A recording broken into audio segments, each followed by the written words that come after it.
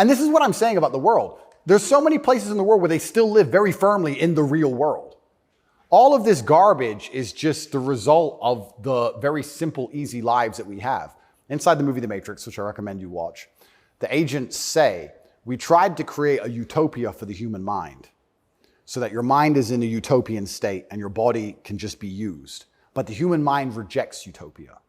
We created the world in 1999 at the pinnacle of human civilization before machines took over because the human mind needs struggle and it needs problems. Otherwise, it rejects it. Yes. And I kind of feel like there's a whole bunch of people trying to just find problems and find struggle in their lives because they don't have enough motivation to do something that's genuinely difficult, like, help people. But they can't live in this state of complete vegetation. That's so right. Then they wake up and say, oh, I'm oppressed. My pronouns. How much energy must it take to go through life trying to correct every person you interact with to call you Z? Think of the calories burnt. I can't think of a bigger waste of time. Think of the calories burnt. Every Starbucks employee, it's actually Z. Correct. You are a moron and you are just wasting so much energy. You could put that towards something beneficial. You could volunteer. You could go to the gym. There's so much more you could do with instead of walking around and talking about Z. You sound like a dumbass. But they're just finding struggle because they don't have any actual important struggle in their lives. And that's why it only exists in the decadent West. Do you think the coming famine will change that? Absolutely. I would argue that when the famine comes, I think all these feminists will look for a strong man of resource who is stoic, who has a good network, who's capable and important and respected. It's amazing how quickly feminism disappears. In fact, there's a podcast I did called Fresh and Fit. And I did this podcast in Miami, and I was arguing about gender roles with 7 girls. And during it, they were telling me that they can do anything a man can do, all the usual things, and they don't care, they don't need a man, all this garbage. And some crazy fan knocked on the door for me, and he had a gun. He knocked on the door.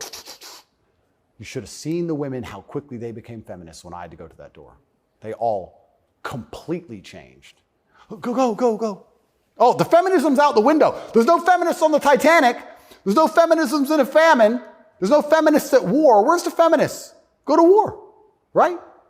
I remember when we did that very well-planned, very thorough evacuation of Afghanistan, and all the schools that we opened for women got shut down by the Taliban.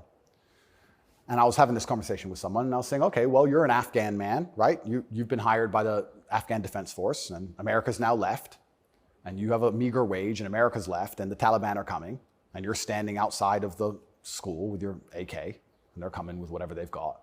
And you're looking at the school going, do I really want girls to go to school that bad? Not really. Just put it down, you walk off. And this girl's like, yeah, but it's really important. And I'm like, yeah, it is very important. I agree. Women should have education and right the education. Completely agree. But you're also saying here that men should die for it, which is fine. I'm not saying that shouldn't be the case, but I'm saying that you should give men the respect they deserve for dying for your education. Because it's not the women who are going to defend that female school, it's the men. So if you're going to shit on men all day long and say we ain't worth anything until a war comes, and then you want us to go die? That's interesting. When the famine comes, the closer reality gets towards baseline survival, the closer we become towards our gender roles, because it's the only way we can be competitive. If you took 10 men and 10 women and stranded them on a desert island, the men would be men and the women would be women, because if they didn't, they would die. That's the bottom line.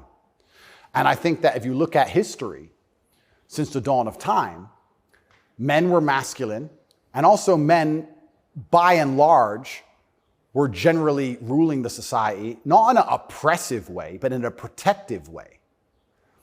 And I think that makes the society most competitive. And my argument for that is that if you name any society since the dawn of human time, men were protecting women, providing for women, and basically in charge of the society. And these are societies that never met. So it can't be an idea that spread.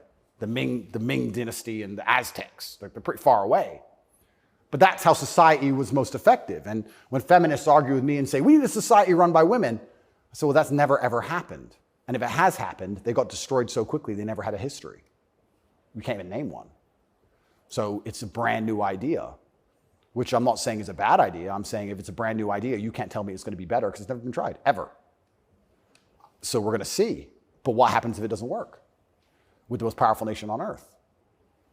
Right? So we're feminizing men and women have more and more control and more power, which is fantastic. I'm saying this is untested.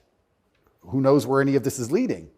And our competitors, America's competitors, are still very firm in their gender roles. So it's certainly an interesting period of history we're about to enter. It's very interesting.